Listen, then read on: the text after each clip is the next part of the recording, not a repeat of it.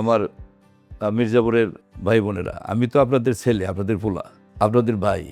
আমি তো কইছি আপনাদের যে আমি যতদিন বাইসে আছি আপনাদের লিগেই বাইসে থাকবো, আপনাদের জন্যই কাজ করব। আপনাদের নিগেই তো আমি রাজনীতি করি। আপনারা আমার খাটাইন, আমি আপনাদের জন্য খাটতে চাই, আমি আপনাদের জন্য কাম করতে চাই।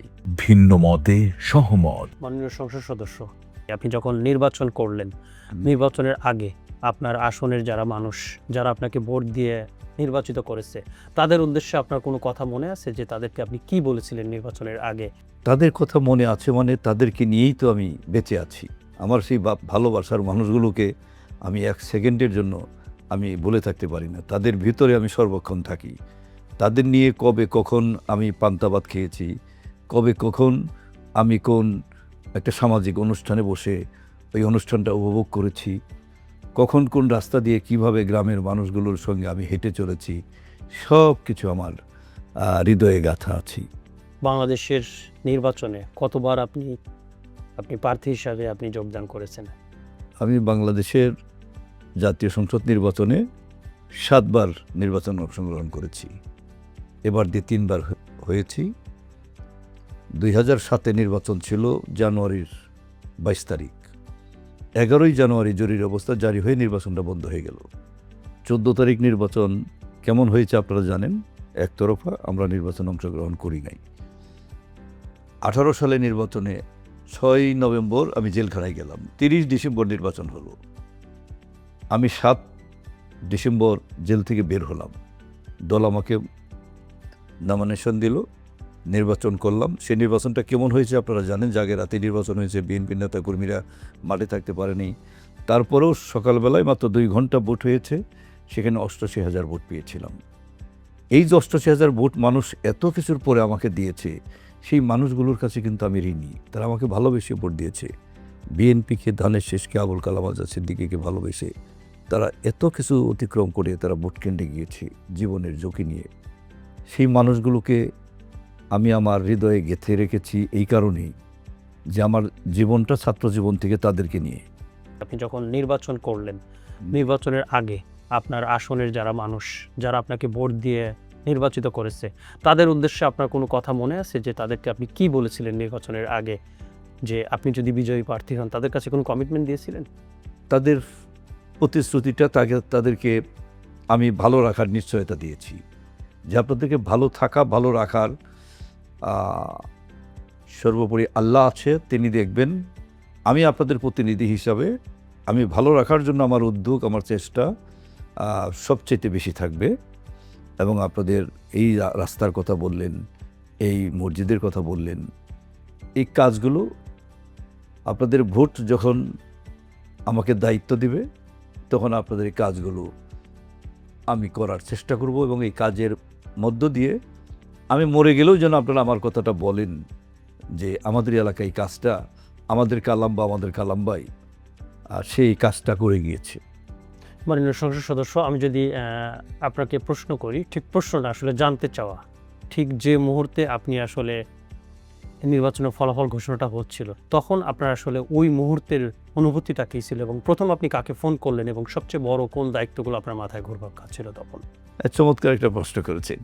দেখুন, ওই দিন নির্বাচন তো সাধারণত নির্বাচনের দিনটা একটু ক্লান্ত থাকে, প্রার্থী যারা থাকে ক্লান্ত থাকে, একটা ভাবনা থাকে যে ফলাফল কেমন হয়। কিন্তু আমার মধ্যে যেটা কাজ করেছে, ভোটের ব্যবধানটা বেশি হইতে হবে, এইরকম একটা হিসাব প্রথম থেকেই আমার মধ্যে ছিল। আমি সেই হিসাবেই কাজকর্ম করেছি। এবং আমি নির্বাচনের প্যাটার্নটা এবার একটু ব্যতিক্রম ছিল। আওয়ামী লীগ নাই, জামাত ইসলাম আমাদের প্রতিদ্বন্দ্বী, তাদের পলিসিটা ছিল, কিছু পলিসি ছিল খুব গোপনে। আমরা বুঝতে পারিনি যে এই লোকটা জামাত করে, আমরা দেখি নাই জামাত নেতাকর্মী হিসেবে কখনো কর্মকাণ্ড করতে, ভোট দিতে। এবার এই পর্দার আড়ালে এমন কিছু লোক ছিল, আস্তে আস্তে আমরা বুঝতেছিলাম। তো এই জন্য আমি যখন শেষ ভাগে এসে কিছু বুঝতে পেরে আমি আমার গ্রাম এলাকার কিছু দলের বাইরেও, আমাদের দলের তরফ থেকে তো একটা কমিটি করা হয়, তারা নির্বাচনটা কন্ট্যাক্ট করে পাবলিকের কাছে যায়। আমার ব্যক্তিগত উদ্যোগে প্রার্থী হিসেবে আমি প্রতিটি এলাকায় সাধারণ মানুষের মধ্য থেকে কিছু লোক বাছাই করে তাদেরকে আমি দায়িত্ব দিচ্ছি, যেটা আমার দলও এই মুহূর্তে জানে না। এটা আমি আমার মতো করে তাদেরকে দিচ্ছি, ভাই তুমি বা আপনি এই কাজগুলো এই পাড়ায় বা এই গ্রামে এই লোকের সঙ্গে কন্ট্যাক্ট করে এইভাবে করতে হবে। ভোটটা কিন্তু এবার আনতে হবে ভোট কেন্দ্রে। অনেক রকম হইতে পারে, নতুন কিছু কে কারা নির্বাচন করতেছে, একটা শক্তি আছে পর্দার আড়ালে, যে শক্তিটা আমাদের বিপক্ষে কাজ করছে। আমার সবচেয়ে আশ্চর্য হই আমি আমাদের নেতা তারেক রহমান সাহেব, তিনি কেমন করে জানতে পারেন, বুঝতে পারেন আমি জানি না। তিনি অনেক আগেই বলেছে এবার নির্বাচন কিন্তু খুব কঠিন নির্বাচন হবে। আপনারা সহজ ভাবেন না যে আওয়ামী লীগ মাঠে নাই, আপনাদের কাজ না করলেই চলবো, ভোটটা কিন্তু খুব কঠিন হবে এবার। ঠিকই মাঠে যেয়ে দেখলাম আমরা এবার নির্বাচনটা খুব কঠিন হয়েছে, কঠিন হলো। এই যে নেতার কাছ থেকে যেটা শিখলাম, জানলাম, এরকম নেতাই কিন্তু প্রয়োজন আমাদের। মাননীয় সংসদ সদস্য, আপনার ভাষ্য অনুযায়ী নির্বাচনটা খুব কঠিন হয়েছে এবং এই কঠিন নির্বাচনে যারা আপনাকে ভোট দিয়ে সংসদে পাঠালেন তাদের সেই আসনের কয়েকটি বড় সমস্যার কথা যদি আপনার কাছ থেকে জানতে চাই, আপনি আমাদেরকে কি বলবেন?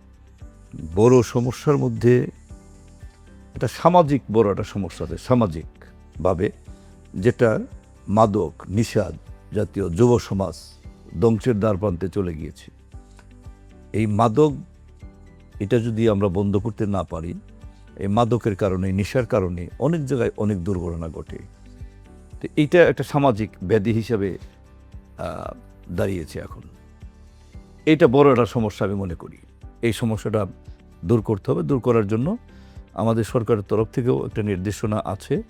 আমি স্থানীয়ভাবেও প্রশাসনকে নিয়ে বসছি, তাদেরকেও আমি যেভাবে বলা দরকার আমি বলেছি। আমি পরিষ্কার বলেছি, আমার কিন্তু ভোটের দরকার নেই এখন, আমি ভোটের হিসাব করব না এখন, আমি হিসাব করব এলাকা ভালো রাখার। আমি যদি প্রশ্ন রাখি আপনার কাছে, যে সমস্যাগুলোর কথা বললেন, আপনি তো এখন সরকারে এবং আপনি মাননীয় সংসদ সদস্য, আসলে এই সমস্যাগুলোর সমাধানে বাধাগুলো কোথায়? এগুলো কি কখনো ফাইন্ড আউট করা হয়েছে যে এই সমস্ত জায়গায় বাধা রয়েছে? অপ্রিয় হলেও সত্য, এই বাধাগুলো প্রশাসনের মধ্যে। প্রশাসন এখনও ঘুরে দাঁড়াতে পারেনি। এগুলো তো উৎপত্তি হয়েছে বিগত সরকারের সময়ে। এই যে যুব সমাজ যা ইচ্ছা তাই করতো, তখন মানে ক্ষমতাটা এমন ছিল, ওরা যা করবে পুলিশে কিন্তু ওদের বিপক্ষে কথা বলার কোনো কিছু ছিল না, ভাষা ছিল না। ওদের বিপক্ষে কথা বললে ওরা উল্টো পুলিশকে মারতে যেত, অনেক জায়গায় গায়ে হাত দিয়েছে। মানে এইভাবে সমাজটা এই পর্যায়ে চলে এসেছে, প্রশাসন ওখান থেকে বের হইতে পারে নাই। এখন প্রশাসন যদি মনে করে, প্রশাসন যদি ঠিক হয়, আমরা যদি ঠিক থাকি, আমি যদি এগুলো ইন্ধন না দেই, আমি সেটাই প্রশাসনকে বলেছি।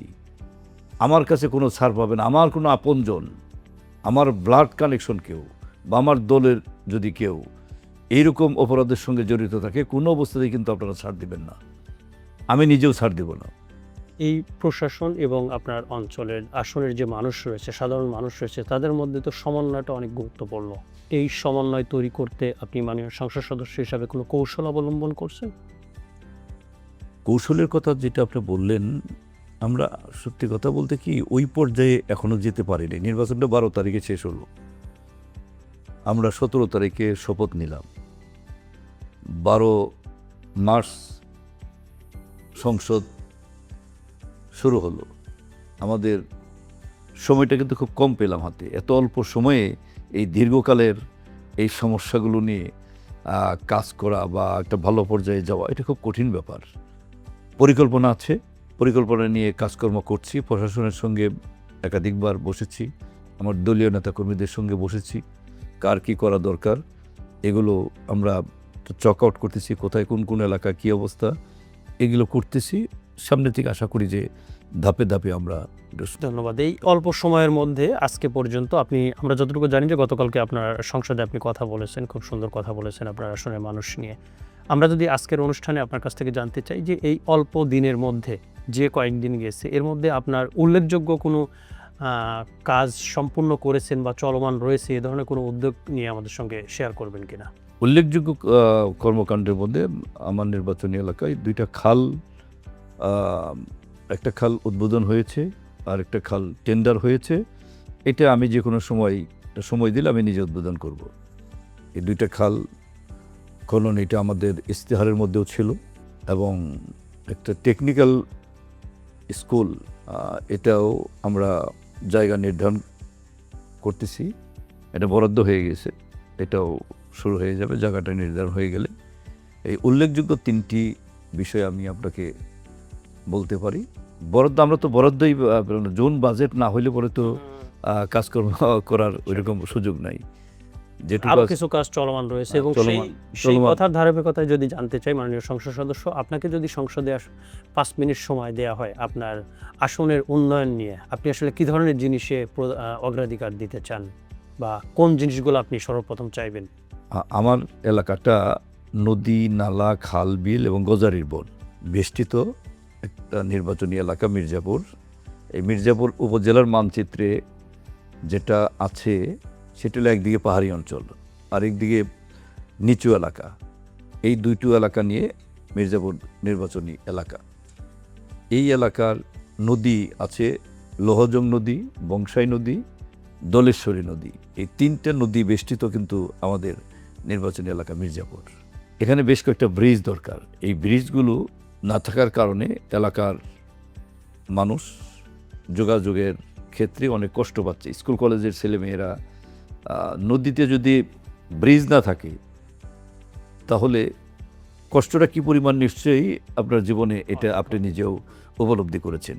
একটা ব্রিজ একটা এলাকাকে কি আলোকিত করতে পারে, মানুষের জীবনযাত্রা পাল্টে দিতে পারে। সেরকম উল্লেখযোগ্য কয়েকটা ব্রিজ আছে। পাহাড়ি এলাকায় আটিয়া ফরেস্ট অ্যাক্ট আছে, যে এরশাদ আমলের সময় একটা অধ্যাদেশ জারি করে, আটিয়া অ্যাক্ট, ফরেস্ট অ্যাক্ট একটা অধ্যাদেশ জারি করে এই বন বিভাগ যেটা করেছিল। তো এই পাহাড়ি এলাকায় যারা বসবাস করে, ধরুন 100 বছর যাবৎ, যেটা গতকালকে আমি বলেছি, 100 বছর যাবৎ সে বসবাস করতেছে ওই বাড়িতে, তার পূর্বপুরুষ কিন্তু ওই ঘরে থেকে গেছে। এখন বন বিভাগের লোকজন ওই ঘরটা ভাঙতে যাচ্ছে। সেটা গতকালকে আমি সংসদে বলেছি যে এইটা করা যাবে না, এই ব্যাপারে মাননীয় বন পরিবেশ মন্ত্রী মহোদয় যেন একটা ব্যবস্থা গ্রহণ করেন। তো উনি কালকে আমার প্রশ্নের উত্তরে উনি আশ্বস্ত করেছেন এবং আটিয়া অধ্যাদেশ এটা সংশোধন করে এটা আবার নতুন করে একটা অধ্যাদেশ দেওয়া উচিত। বিশাল একটা এলাকা, পাহাড়ি অঞ্চল, এই এলাকার মানুষগুলো যাবে কোথায়?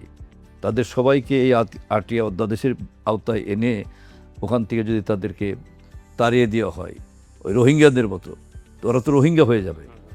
তো এই জন্য আমার জন্ম এখানে, আমি ভোটার এখানে, আমার বাপদাদা ছিল এখানে, আমি উত্তরাধিকার সূত্রে আছি এখানে, আর আজকে যদি আমাকে এখান থেকে তাড়িয়ে রোহিঙ্গার মতো এক জায়গায় নিয়ে দেওয়া হয়, সেটা যাতে কোনো অবস্থাতেই না হয়, সেই জন্য আটিয়া ফরেস্ট অধ্যাদেশ এটা সংশোধন করে বা সংযোজন বিয়োজন করে নতুন করে করা উচিত।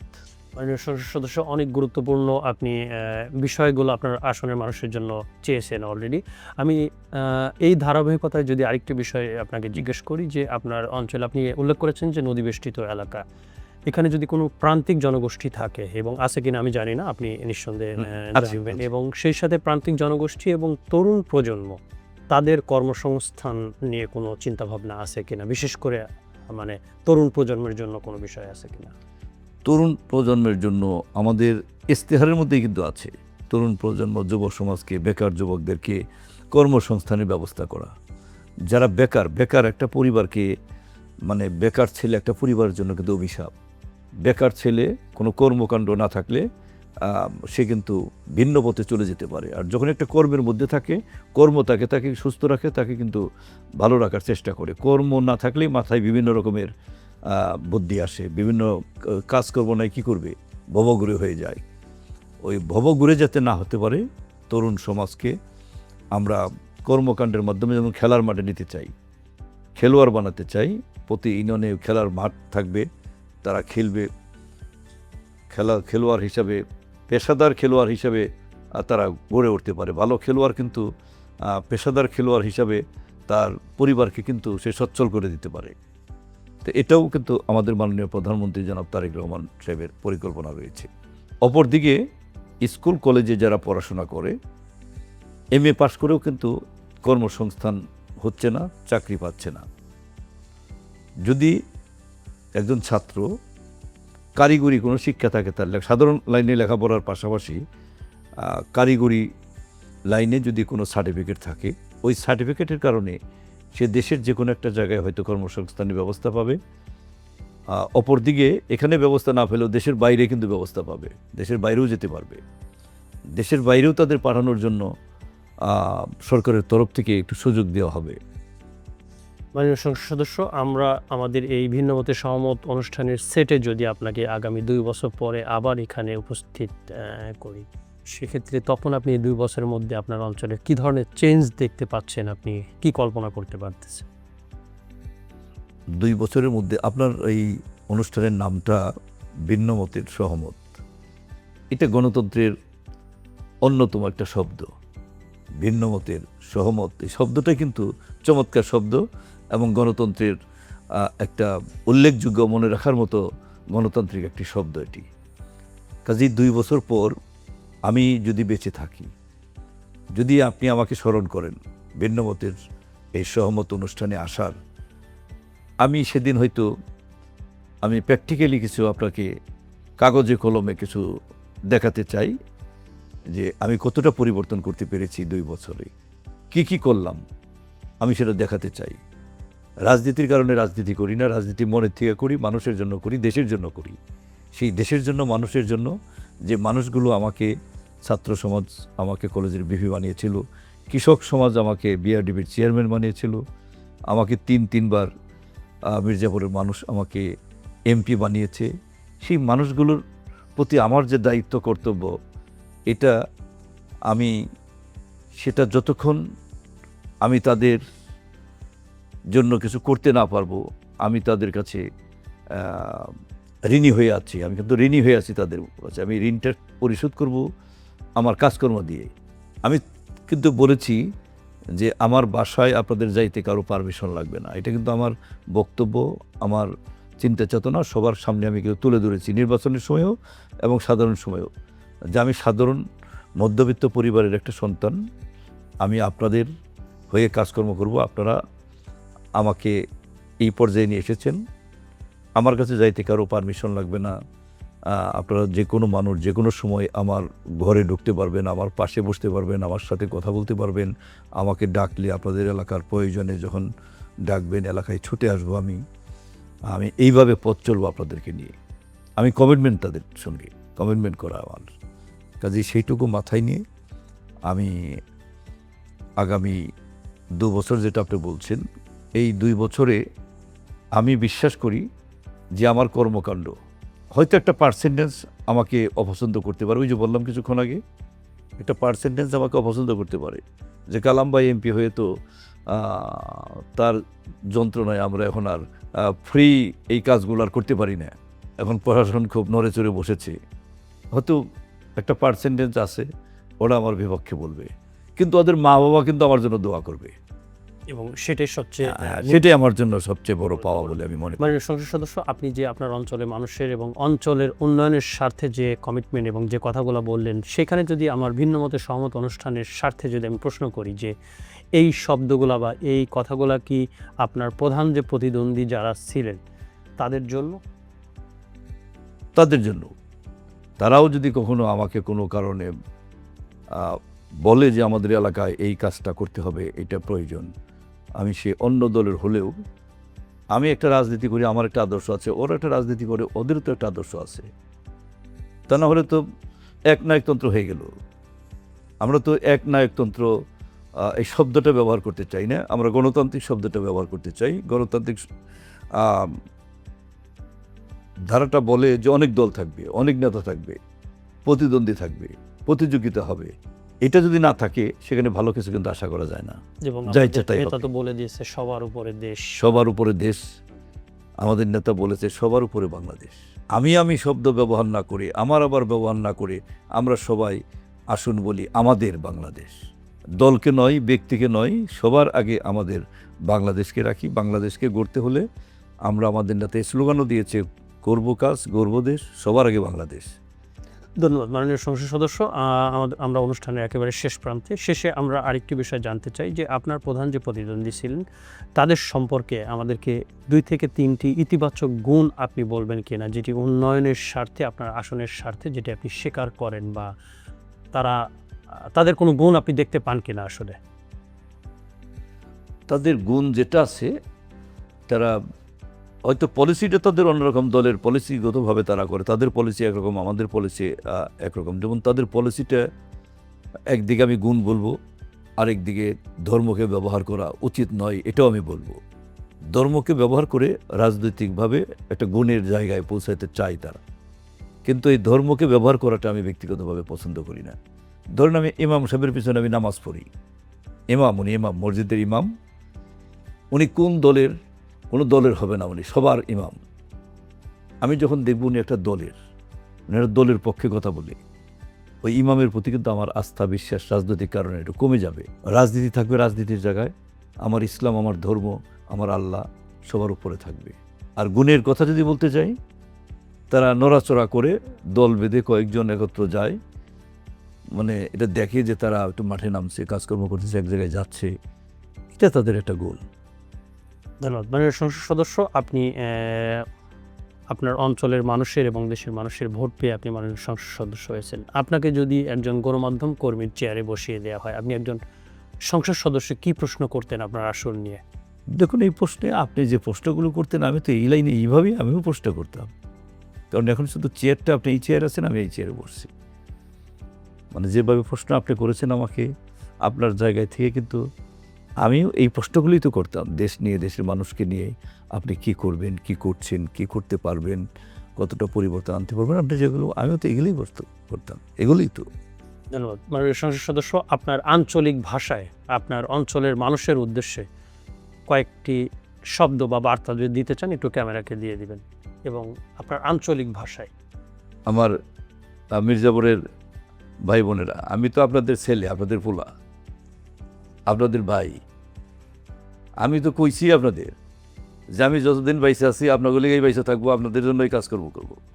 আপনাকে নিগাই তো আমি রাজনীতি করি, আপনারা আমার খাটাইন, আমি আপনাদের জন্য খাটতে চাই, আমি আপনাদের জন্য কাম করতে চাই। আমি কখনো সাহেব হব না, আমি আপনাদের সন্তান হয়ে, আপনাদের ছেলে হয়ে, আপনাদের পোলা হয়ে, আপনাদের ভাই হয়ে থাকতে চাই। আপনাদের কাছে আমাকে রাইখেন। আপনারা ভাইবেন নাই কালাম কখনো দূরে যাবে, আমি দূরে যেয়ে আপনাদের ছাড়া থাকতে পারব না।